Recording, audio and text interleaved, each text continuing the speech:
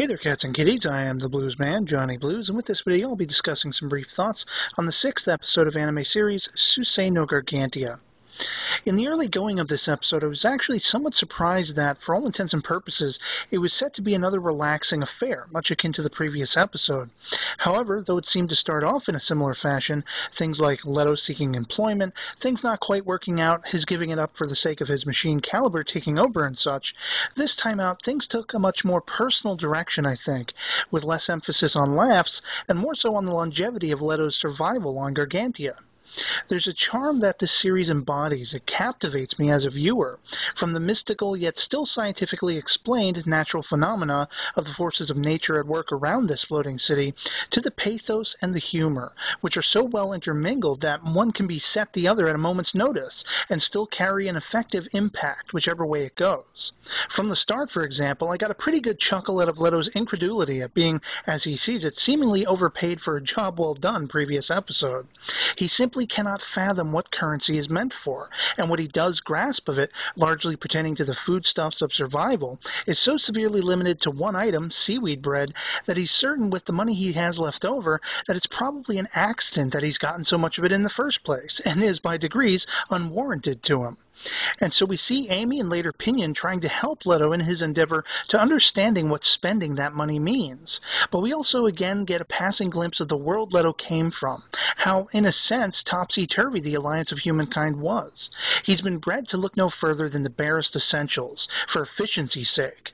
And whether that's as a result of people of his time having very little and needing to ration what they have, or some kind of militaristic or governmental restrictive policy, remains to be seen.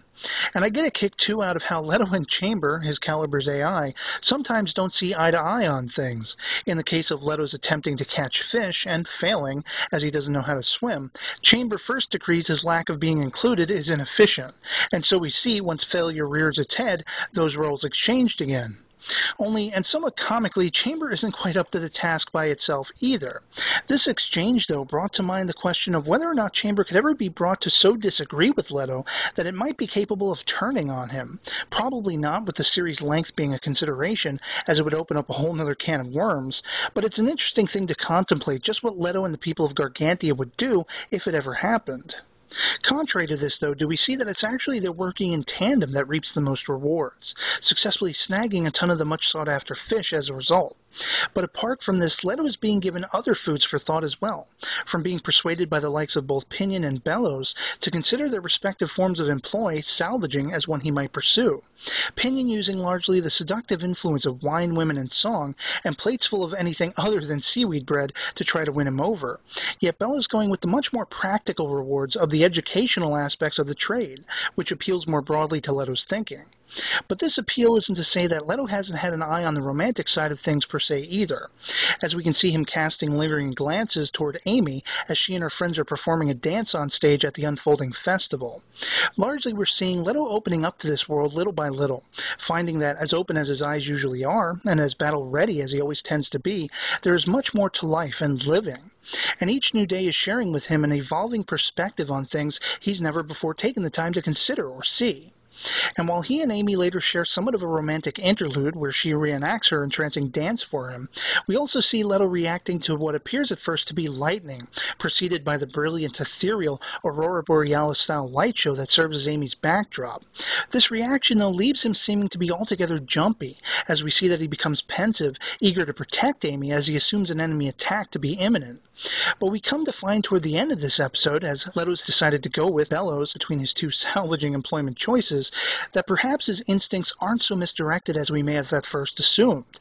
For though he'd mistaken an octopus dinner as being one of humankind's greatest enemies, the Hideaus, earlier, now we find in actuality one of the genuine article has suddenly appeared in the waters off Gargantia, and the episode leaves off just as Leto goes into the attack.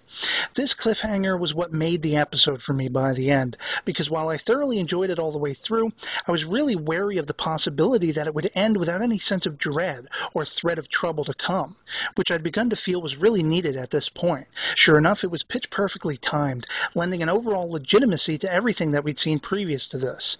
And it again leaves me to question and speculate as to what lies ahead. What's next? Are there potentially more Hideons on their way? Are they already here? Are there perhaps Alliance people coming, or more pirates? Will this world be torn asunder, or will the divided castes of people inhabiting it reconcile their differences to defend it? There's just so many avenues for them to explore, so much potential for this series even now. And so I'd love to hear from you guys in the comments below what you thought of this episode if you've seen it, what you speculate is coming next for the people of Gargantia and our hero Leto. And otherwise, that'll be it from me on this one. I hope you're all doing well. Hope you enjoyed the video, and I'll catch you later. Peace.